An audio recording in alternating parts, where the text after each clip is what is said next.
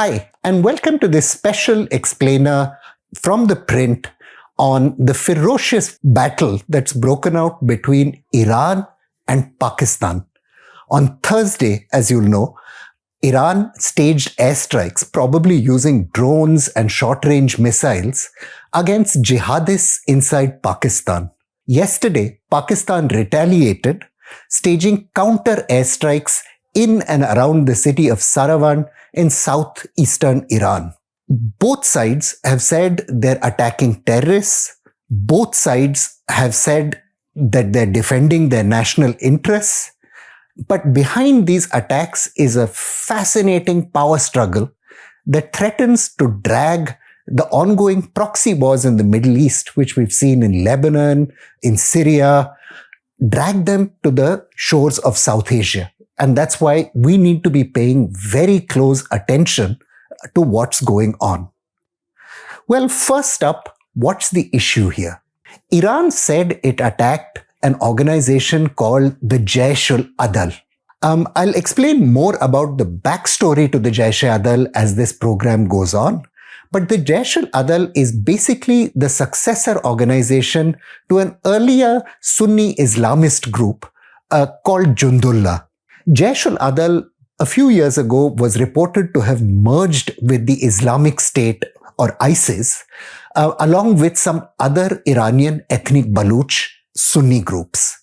Pakistan says it's attacked training camps of the Baloch Liberation Front, which is a secular nationalist organization that's been fighting for very many years to get an independent country out of Balochistan. Pakistan today, the videotape that we're seeing emerging from Saravan, seeming to show considerable damage in urban areas. But Pakistan has said its combat jets struck in an area of ungoverned space, whatever that means, presumably areas beyond the reach of the Iranian government, where the BLF had set up training camps. Pakistan is also saying that it's killed 5 BLF insurgents and injured 2. The names of those insurgents, though, as provided by Pakistani media outlets, are a little vague. There are no previous references to them in any reporting. And at this stage, we need to wait and watch. Pakistan earlier said that Iranians only killed children on its side of the border, and the Iranians are making in public an identical claim. But let's go a little deeper into this story. Why is there a jihadist group harbored in Pakistan that's staging attacks in Iran? Well, as you know, a few months back, there was a terrible bombing in the city of Kerman in Iran, in which 94 people at least were killed. There's been a string of similar bombings in recent years. And just a couple of days ago, the deputy corps commander of the Iranian military responsible for the province of Sistan Balochistan being the province of of what we call Balochistan in Iran, with Zahedan as its most important city. So these jihadist groups, the Jaish-ul-Adl or Islamic State, have been staging attacks in this area for some length of time. And the story of these groups forming dates back to a certain General Pervez Musharraf and his policies after 9/11. After 9/11, General Musharraf thought that he would accommodate many of the jihadists who had been sheltered in Afghanistan back in Pakistan, and get them out of the front line of American fire, because many of these jihadists were Pakistani ISI, Inter-Services Intelligence Directorate assets. General Musharraf wanted them preserved and out of the way. And some of these jihadists made contact with ethnic Baluch from Iran and set up a number of these Islamist groups that modeled themselves on, at that point, Al-Qaeda and the Taliban. So where the BLF or Baloch nationalist forces had flown various kinds of nationalist flags or Marxist-inspired flags, these new Iranian jihadi groups started waving the flags inspired by Al-Qaeda. Historic Baloch slogans were replaced by jihadi slogans. The underlying logic of this Pakistani interest or the suspicion is that the Americans or Western Bloc was happy for the Pakistanis to poke the Iranians a little. After 9/11, the Iranians had reached out to the Americans seeking some sort of grand bargain where they would give up their nuclear weapons in return for an end to sanctions. But the Americans at that stage were very intent on bringing about regime change in Iran. And maybe, though we have no proof of this, maybe the Americans thought that a little poking by General Musharraf's regime would help in this process. But anyway, in 2002, a formation called the Mutahija Majlis-e-Amal, or an Islamist alliance, was elected to power in Balochistan, which had no history at all of an Islamist movement, and began patronizing these groups and organizations much more openly. Now, here's the twist on the Pakistani side of the border. Population is made up of large numbers of ethnic Pashtuns who live in the north of Balochistan and have close affiliations with populations and ethnic groups in Afghanistan. It's made up of Punjabi migrant settlers who arrived in search of economic opportunities in Balochistan, and we'll talk a little bit more about them afterwards.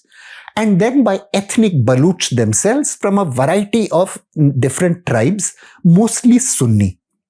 And most of these Baloch groups who were at that stage highly deferential to their tribal sirdars or chiefs didn't really like the MMA. The MMA had pushed aside the traditional Baloch power structure.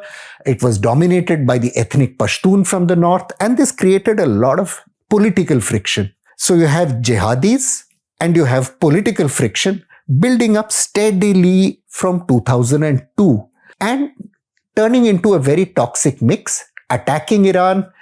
From 2002 onwards, the Iranians would occasionally strike back, but it was never publicly disclosed and it was never talked about, and for reasons again that we'll come to in a minute. Well, why was there this resentment, political resentment in Balochistan? Why did the Baloch tribes react so badly to the coming of the MMA and what General Musharraf's regime did? Some of it has to do with a particular event that happened in 2002. A Baloch lady was alleged to have been raped in a Pakistani by a Pakistani military officer. And this became a very big public issue. General Musharraf, for reasons we don't know, but General Musharraf used to often shoot from the hip verbally, gave a character certificate saying 100% that this Pakistani military officer had not committed this crime. And this enraged many Baloch because there had been no trial. There were frictions anyway. And here was the head of the country, the army chief, saying that the alleged perpetrator was innocent before any investigation. Well, this resentment actually dated back to the moment of Pakistan's creation. 3 of the 4 major princely states that made up the province of Balochistan during the British days acceded to Pakistan. But the most important of the princely states, Kalat, did not. And the Khan of Kalat resisted joining Pakistan till the very last moment. He hoped that British promises of autonomy would be delivered on, and he also hoped that his tribal forces would be able to deter the Pakistanis. Eventually, the Pakistanis used air power to terrify the Khanate. The Khan himself succumbed and joined Pakistan, but his sons fought the Pakistani state for several years after independence. There were 6 successive Baloch insurgencies, the most ferocious of those in 1973 to 1977. And this last insurgency was very important because it was the first time that an insurgency in Balochistan became part of, if you like, the game of great powers. You see, the Pakistanis had given support and shelter. This was in the time of Prime Minister Zulfikar Ali Bhutto. The Pakistanis had given support to various Islamist groups in Pakistan. and encouraged them to begin an insurgency against what was then the secular nationalist government in Kabul, in Afghanistan. And that was because the regime in Kabul was becoming increasingly aggressive about rejecting the Durand Line. That's the British border between Afghanistan and Pakistan. And Kabul was asserting, though it never stated a border very explicitly, but it was asserting the traditional Pashtun claim that the Pashtun lands or Afghanistan ran up to the Indus River where the plains began, and from there began Punjab. And of course, Pakistan wasn't going to have this. It raised these jihadists to carry out occasional acts of terror in Pakistan. And Afghanistan retaliated by supporting the Baloch insurgents in Balochistan. They were able to fight ferociously under various nationalist and various Marxist labels. Iran kind of sat on the sidelines through all of this, but it had been very worried about the brewing tensions. And that's one reason why the Shah of Iran supported Pakistan against India in the war of 1971, the war of the Bangladesh war. You see, the Shah of Iran thought that India in 1971 would not just liberate Bangladesh, but would dismantle the Pakistani state. And he feared that if the Pakistani state was dismantled and if there was an independent Balochistan, then Iranian Balochistan, that is the province of Sistan Balochistan, would itself end up destabilized and in trouble. So the Shah of Iran supported Pakistan militarily and economically. After the 71 war, the Shah of Iran became less and less convinced about whether Pakistan was in fact the reliable, effective partner he had imagined it to be. He began to make other efforts in Balochistan, but that's a part of the story we'll come to a little later. And to understand it, we have to go back yet another bit to pull out of the picture yet another bit. This part of the story begins right after the First World War. The British, who were in British India and had the country of Iran or the empire of Iran next to them, became very worried that the Soviets might push southwards towards the warm water ports of Persia. This concerned them very deeply, though we now know from archives the Soviets were not planning any such thing. But these fears were there in British intelligence services and in imperial planning. And one of the things that was done during the First World War was to try and build a railway line that connected Quetta with what is today Zahedan. Very important port for Iran because it is Iran's only true oceanic port entering on the Indian Ocean. The other big port at Bandar Abbas is in the Persian Gulf. This is a much more open oceanic access area. Now, having connected Quetta and Zahedan, the British were able to cut a distance that had taken 2 months by camel to cover through traditional caravans. They were able to cut this 2-month journey to 2 days. And there's an interesting little India angle to Zahedan. Zahedan still has a tiny Sikh community. And the reason it has that Sikh community is when this railway line was finally commissioned in 1919, of course, to go from Zahedan to other Iranian cities, you needed to go by trucks. And by that point, Sikhs had become the biggest supplier of truck drivers in India. And many, many Sikh truck drivers settled in Zahedan. And again, the distances to Iranian cities, which used to take weeks by camel caravan, with this new system of roads, the trusty Sikh truck drivers were able to cut to just a few days. So you had a modern transportation system for the first time. Now, the Shah of Iran didn't like this because he felt this situation brought a big trade imbalance for Iran. And he passed a rule saying that the value of goods that came in on the trade lines and then went with the trucks had to be matched by exports from Iran into British India for the same value. And of course, there weren't that many things to export from Iran into British India. Iran was not a manufacturing power, nor a great agricultural power. So by the 1930s, the British shut down this rail line. And in the late 1920s, in 1928, the British also withdrew from their occupation of parts of Sistan, Balochistan, areas they had occupied to build this train and road network, and handed the area back to Iran. Now, the Iranian monarchy was a modernizing monarchy, and it's important to remember that it was Shia. Iran is the only Shia majority power in the Middle East, and being Shia is a very important part not just of its religious but cultural identity. The Baloch tribes, though, were mostly Sunni. And in this modernizing project of the Shah, when he took over the tribes and the levies who had served the British, a lot of frictions arose. The Shah, for example, wanted the beards of tribal soldiers who served the British and now served his army. He wanted them to clip their beards. He wanted all the children to go to school, and to schools where they were taught the Persian language and Persian history. The Baloch, though, didn't want that. They wanted education to be in their own language. And moreover, they wanted teachers not to be Persian Shias, but Sunni Baloch. So many cultural frictions broke out. There were many rebellions in that period.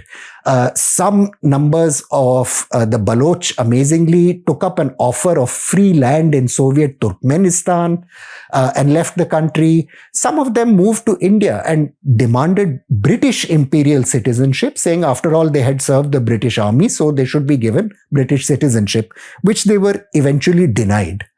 But Shia oppression began during this period. And remember, I said that after 1971, the Shah of Iran became much more suspicious about whether the Pakistanis would really be a wall against Baloch separatism. Well, after that war, from 72, 73 onwards, as the insurgency in Pakistan began, the Shah of Iran's regime began clamping down ever harder on expressions of separate Baloch identity, and it became even worse after General Muhammad Zia-ul-Haq's regime came to power following the fall and eventual execution of Prime Minister Zulfikar Ali Bhutto.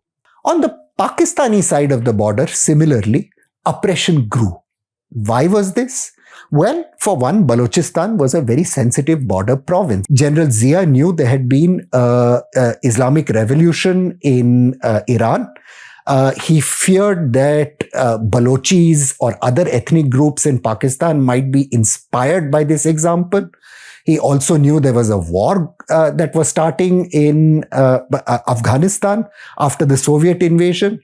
Balochistan was right on the front lines because of its border with Afghanistan, and they didn't want any trouble in their rear areas. Finally, the Balochis had been very dogged fighters. General Zia didn't want to take a chance. Most important, Balochistan was an area of huge hydrocarbon and mineral reserves, strategically vital because of that. And again, the Pakistani military didn't want any trouble in these areas, so it started pumping in a lot of ethnic Punjabi settlers. When we say settlers, please don't confuse them with white settlers in South Africa or anything like that. These were mostly Punjabi laborers who came to work on infrastructure projects in Balochistan. They were shopkeepers who came as business people, and they were people who filled in the role of the educated class that a modernizing society needs. That is, the teachers, bureaucrats, apparatchiks. But of course, the Baloch didn't like this. They felt that they were being overwhelmed by outsiders. And as the numbers of Punjabi settlers in the province grew, the resentment increased, especially as in the 2000s, a generation of educated Balochi youth sprang up who were looking for opportunity but found that a community from the outside had already taken up much of that opportunity. So to jump, things became really bad from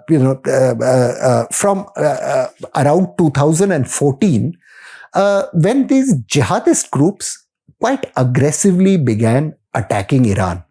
And that was, of course, because the Islamic State had powered up in Afghanistan. It was staging suicide attacks in Pakistan and in Afghanistan. At that stage, of course, it was quite convenient to allow these attacks to go on in Iran. It didn't bother the Americans, it didn't bother the Pakistanis. But the Iranians started hitting back, and in 2014, we find the first media reports that the Iranians actually sent a small contingent of troops across the border. There were very many incidents of border firing, both between Afghanistan and Iran and Pakistan and Iran, to do with this cross-border movement of jihadists who staged a number of bombings, suicide attacks at religious shrines and at political institutions in Iran. Famously, there was one attack even targeting Iran's parliament. That was one of the earliest Jandullah attacks many years ago. Iran's motives in this latest attack seem to have been to deter Pakistan. Remember, Iran, after the Kerman bombing, vowed to hunt down the people who had carried out those attacks and staged some retaliatory bombings in Iraq and in Lebanon. It's also been using its proxies. Iran is very skilled, its intelligence services, at using proxy armies to target main adversaries. So very often we've seen in the past when, say, Israel assassinates Iranian nuclear scientists or targets Iranian high-level politicians, Iran will respond by organizing through some proxy an attack on Israeli civilians in the West or some kind of economic target, or hijacking ships in the Persian Gulf using proxies like the Houthis. So it's a skilled player of proxy warfare. In this case, Iran seems to have attacked directly because it wanted to make the point that Pakistan is crossing a line that it's not willing to accept. Pakistan has struck back probably for the same reason, that it wants to tell the Iranians that, look, don't push us. We are at the end of the day a nuclear power and a very significant conventional military power. If you push us, we will hit back. Now, the dynamic here should remind you a little bit of something that we in India are very familiar with, and that is, of course, what happened after the Pulwama bombings, when India hit across the border, bombing Balakot, and Pakistan responded with airstrikes of its own. The problem for India here is that Iran is fighting on a number of fronts, not just one country versus the other. And the dynamic of all these players becoming involved in some sort of tit-for-tat, bombing for bombing game right in India's neighborhood will pose a lot of problems for India if it escalates. India's Ministry of External Affairs has given a very interesting statement where it has said that this is a matter for Iran and Pakistan, not for it to say, but that it supports the right of any country to retaliate against terrorism. And that's obviously a statement that is kind of supportive of Iran. Having said that, India's position, for example, on other Iranian-linked proxies like Hamas or Hezbollah is on the Israeli side. India doesn't want these Iranian proxies targeting Israel or targeting shipping in the Red Sea and the Persian Gulf. And from this, you can understand that there's a very complex chessboard unfolding, prompted by this terrorism issue. How is this finally going to play out? We don't know. Like I said, the visuals coming out of Saravan in Iran seem to show that Pakistan airstrikes have caused substantial damage. Iran is not an open society like India, where these visuals will play out on TV and so on. Its social media is relatively tightly restricted. But if there is public anger, Iran may feel compelled to strike back. It could do so with proxy assets. It could do so directly. Similarly, Pakistan will be caught in a dynamic then that demands some response of its own. So we're going to likely see some tit-for-tat sparring, either directly or through proxies. And we'll have to see just how far both countries are willing to go. It's a little ironic, but not very many years ago, people were very seriously discussing plans like building pipelines from Iran, cutting through gas pipelines, cutting from Iran through Pakistan into India. They were discussing building infrastructure corridors from Zahedan port stretching into Afghanistan. Pakistan had big dreams of turning Gwadar port into a giant economic hub on the China-Pakistan economic corridor. The latest sparring tells us why these plans have often failed in the past and why the hope of peace in that region is probably just a pipe dream. Again, I'm Praveen Swami. I'm a contributing editor to ThePrint. Thank you for watching this special explainer.